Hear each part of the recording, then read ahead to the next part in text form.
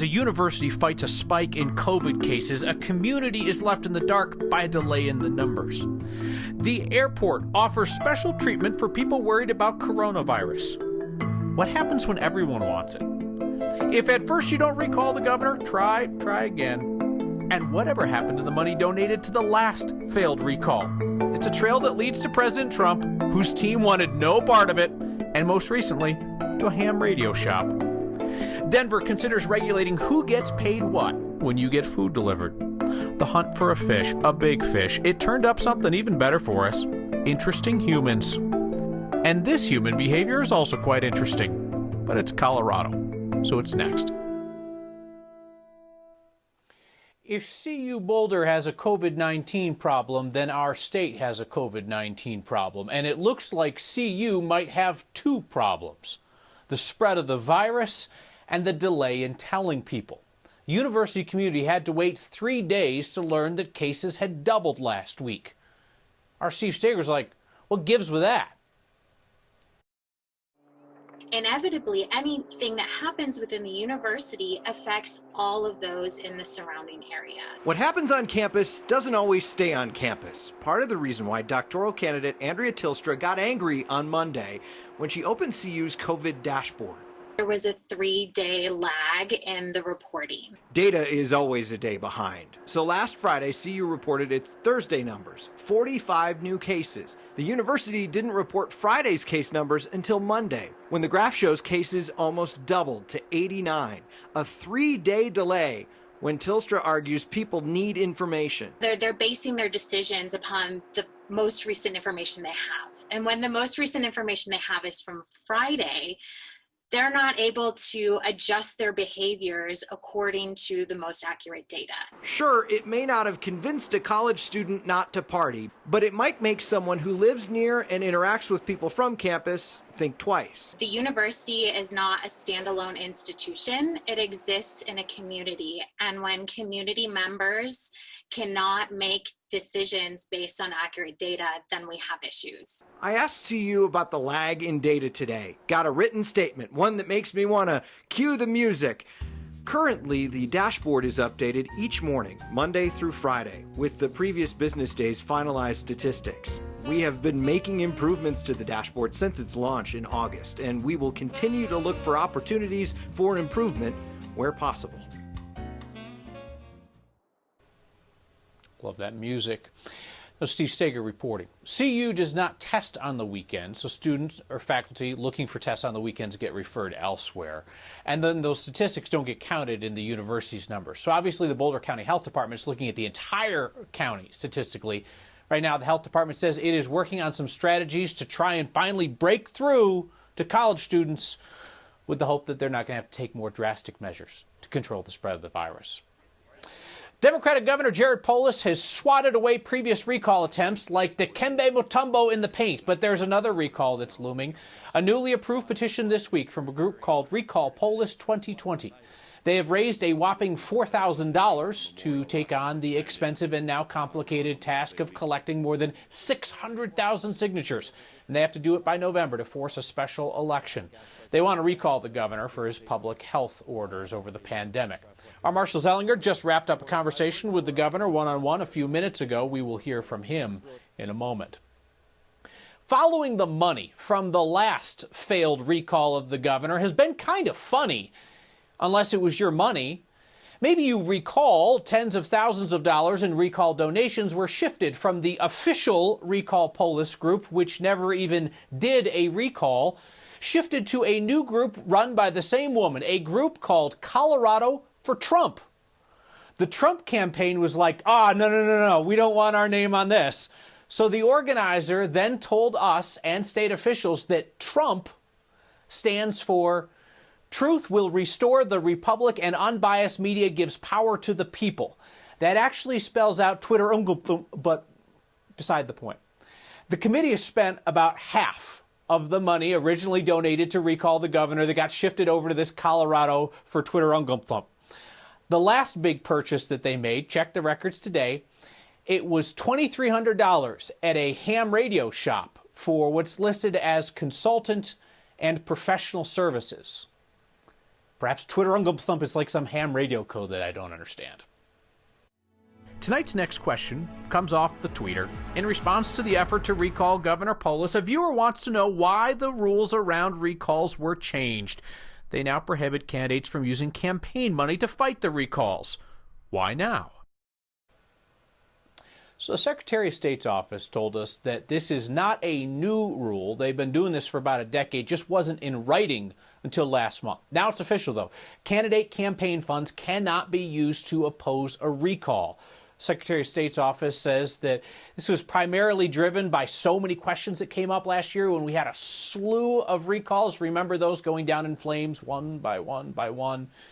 So this means that elected officials now have to set up a new committee, do some fresh fundraising in order to fend off the recalls instead of using their original campaign funds. So there are these magical mask-free places in Colorado. Lands where you can drink in a bar past 11 p.m. and gather in groups of hundreds. There are 5 counties in our state that can now exempt themselves from certain statewide public health orders. They're the green counties on the map we'll show you here: Moffett, Rio Blanco, Mesa, Gunnison, and closest to the Front Range, Gilpin, where you go up to gamble. Those 5 counties have qualified for what's called the Protect Our Neighbors phase under the governor's plan. That phase allows for gatherings of up to 500 people. Imagine that, 500 people, just like the before times. Counties can qualify for freedom by having fewer new cases, along with decreased or stable hospitalization numbers. They need hospitals with plenty of beds and PPE, and they need to have a detailed plan that the state approves on how they would handle a surge in cases. It would appear that the Western Slope and the Casino County have figured out something that the Front Range has not. Politics guy Marshall Zellinger just got off a Zoom with the governor, and that's where they started. When will the first Front Range county get that sweet taste of freedom?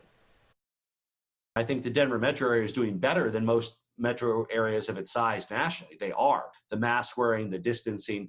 It's just harder to achieve a level of control because of the large number of people that travel in and out of the metro area from many different areas.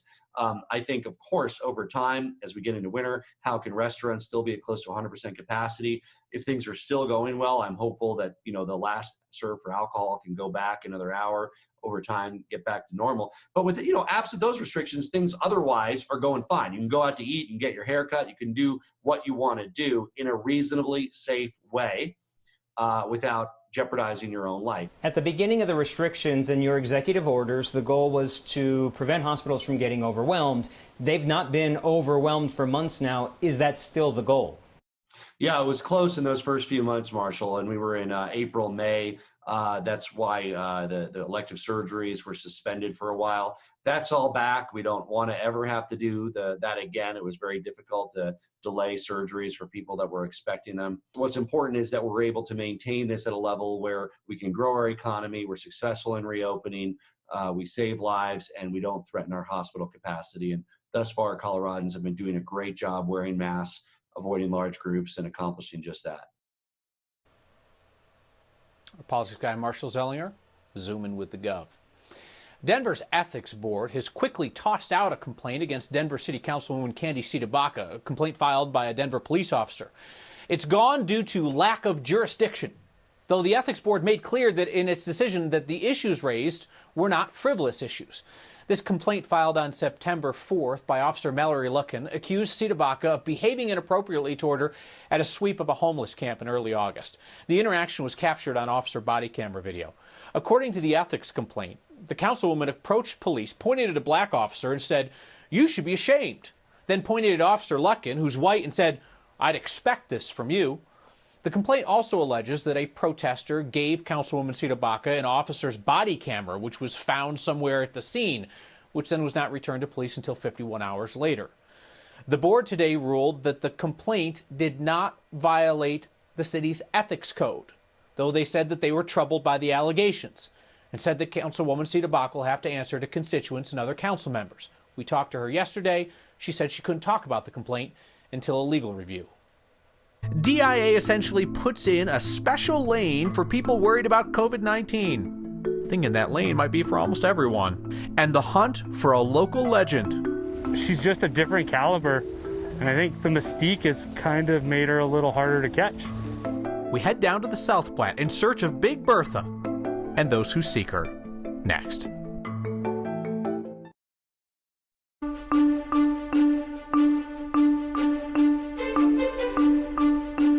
Today was the warmest day of the week. We thought we'd hit 90, came in at 89, and a bit more smoke and haze around the area.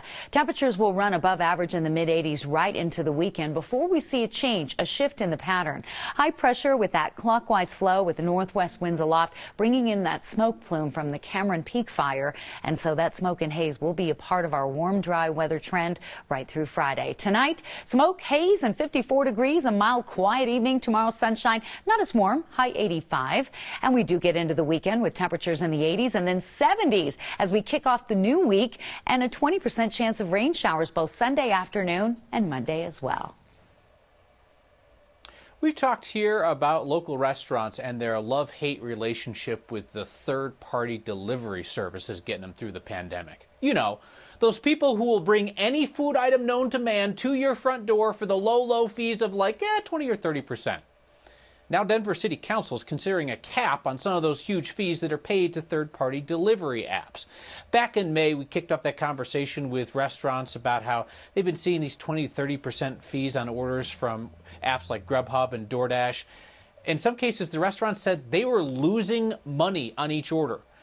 A lot of those restaurants have depended on the apps, though, just to keep people ordering during the pandemic. This delivery fee cap proposal from Denver City Council would put rules in place for the apps. The commission fees paid by the restaurants would be capped at 15%. Restaurants would have to opt into this. If they don't sign up, delivery company can't have them on the platform. There'd be protections for drivers so they'd get 100% of their tips and ensure that they would not lose money because of this new fee cap. Companies also can't just add another processing or service fee to make up the money, like the state of Colorado does with license plates and things like that. This new rule would be in place for 4 months as of now, unless council decided to extend it. Then I hear from those of you at home who are getting a little antsy, wanting to get on a plane and go somewhere, but, worried about swapping droplets at DIA and inside the flying metal tube in the sky. DIA cannot help you with the airborne part of the experience, but they are putting in sort of a COVID-conscious express lane out at the airport. Today, DIA had the soft launch of a program called Verifly. They have not officially announced this yet, so do not tell them that we told you, okay? This is kind of like open table reservations for the airport. You sign up to show up at the TSA at a certain time, and when you get there, you get more space going through. You get to ride in a designated train car to your terminal. There's a health screening that's required, and it can only take so many reservations, so the idea is to preserve that social distancing space, especially in the train car ride. Today was Verifly's first day, so they continue to work out the kinks on this. And one thing that they know is that they're only going to be able to take so many reservations before the system is going to max out. So be patient. Again, it is not officially launched, so you didn't hear it from us. We went looking for a monster fish in Denver's backyard. You're just focused on the water and not focused on life. What we found was a group of dedicated anglers. It's lots of room for folks to kind of get out and experience nature without having to go too far and really put pressure on the resource. They're finding a way to stay after their passion during the pandemic. And also, has anybody seen the monster fish? That is next.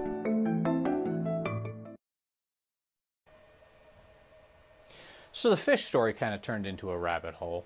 We were talking yesterday about this fascinating Colorado Sun article on a fish die-off in the South Platte River, trying to figure out why that was going on. And that led us to something of a local legend, a fish named Big Bertha, which supposedly lives in the South Platte in Globeville. Fly fishing is very real time. You're just focused on the water and not focused on life, which is nice sometimes. Sometimes there's a big orange koi that hangs out right here. Mostly common carp in here. There's smallmouth, suckers, handful of rainbow trout too. There's a big one that lives just downstream that we've seen quite a few. We've dubbed her Big Bertha. She's probably 30-ish pounds. We've both hooked her a handful of times, but never landed her. So sightings are fairly few and far between. These fish fight harder than just about anything else in freshwater.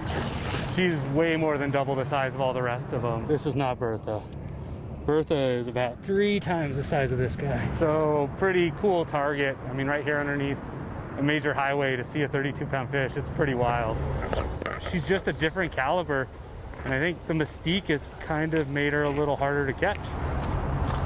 So a lot of folks that enjoyed the technical nature of fishing for trout in the mountains kind of latched onto the carp thing during COVID. It's really sad that all the terrible things that COVID has done, and it's frustrating to see friends of mine that have lost their businesses. But if anything good can come out of it, it's exposing a lot of people, particularly here in Colorado, to the outdoors. I hope that we can all kind of experience that and see how lucky we are here, how much of a great resource we have right in our backyard.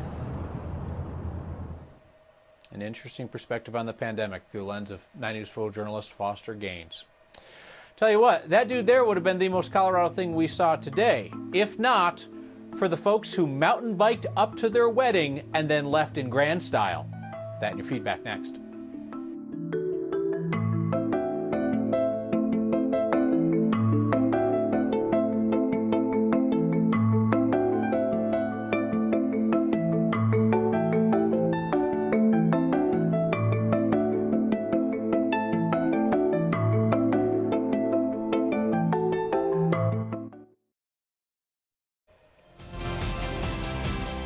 The most Colorado thing we saw today is a unique wedding ceremony send-off. Mark and Steph just got married in the mountains above Minturn. They're both members of the Vail Valley mountain bike community, so they rode their bikes up to the ceremony, and then after the I-do's, they exit amid the honor guard made up of bike tires. That is a Colorado scene. You show that to somebody in Minnesota, and they go, yeah, those people are in Colorado. Thanks to their friend Ben for sending that photo our way. Bruce emails with the longest piece of feedback I think I've ever read on this show. He writes, the year 2020 is unlike the vast majority any of us have ever experienced before. People are dropping like flies, leaders play with themselves amid dreams of glory, the populace is heavily armed as the social fabric unravels and tears, the earth is reacting to damage inflicted upon it by human apex parasites. Then, Bruce writes, amid all the chaos, an example of stability and continuity appeared. All is well. As Coach Fangio strutted his well-practiced ability to lose close games by not understanding how to manage time and timeouts. Bruce, I laughed for 5 minutes about that email today. That was fantastic. Jay says, Kyle, you should not be wearing the same shirt 2 days in a row. Jay, either your TV or your eyes are broken. Scott writes, would you please remove the miniature basketball from the woodpile? The football did not work for the Broncos last night, and I'd hate to see you jinx the Nuggets tonight. Scott, I don't know what you're talking about. Hey, speaking of football, this first Tuesday night of the year, get your waiver claims in tonight, guys. See you next time.